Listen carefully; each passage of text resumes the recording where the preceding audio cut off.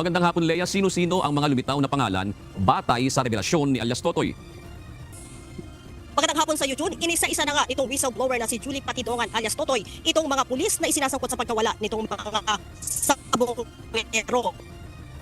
Colonel Malinaw, Lieutenant Colonel Urapa, Mark Philip Almadilla, Police Major Mark Philip Almadilla, James Aaron Cabillan, PCMS Arturo De La Cruz Jr., PSMS Anderson Orozco Abare, PMS Joey Encarnacion, PSMS Mark Anthony Manrique, PMSJ Renan Polencio, and PSSJ Alfredo Oy Andes, Police Corporal Angel Joseph Martin. Yes, pero retired na siya, si General Estomo.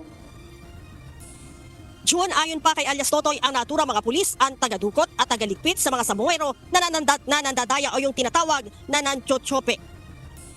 Itong mga pulis na to, sila ang kumukuha ng mga missing sabongero galing sa farm. Sila ang nagdadala doon sa Taalik. Marami yan sila actually. Hindi ko lang mapangalanan dahil kilala ko naman yan sila sa mukha. Paniatoy na tumatanggap ang nasabing Lieutenant Colonel ng 2 milyong piso sa isang buwan, habang 200,000 naman ang tinatanggap ng Police Colonel, habang kasama naman area sa Alpha Group ang retired general na kahati sa ibinibigay na 70 million pesos a month. Si General Estomo, siya ay membro ng Alpha. Nalabas yung pangalan niya, pero ang nakalagay doon, yung mayor na si Bernie Tacoy, yun ang lantad na pangalan. Alpha nga, pag sinabing Alpha, kasama siya sa hatian na tag 70 million. Pero tatlo yan sila na grupo, siguro hati-hati sila sa 70 million a month.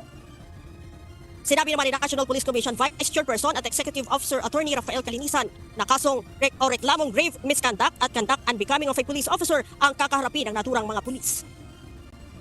Ang penalties nun, ang pinakamababa ay suspension, ang gitnang penalty ay demotion, ang pinakamabigat na penalty doon ay dismissal from the service.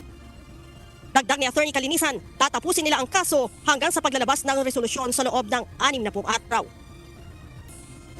Maasa naman ang kaanak ng biktima na matapos ang 4 na taon ay makakamit na nila ang hustisya sa pagkawala at pagkamatay ng kanilang mga mahal sa buhay. Samantala, June, sa ipinadalang text message ng kampo ng mga aktibong pulis na pinangalanan ni alias Totoy, itinatanggi na mga ito ang bintang at tumanggi din sila magbigay ng pahayag at nangako ang mga ito na makikipagtulungan sa isasagawang investigasyon ng mga otoridad. June,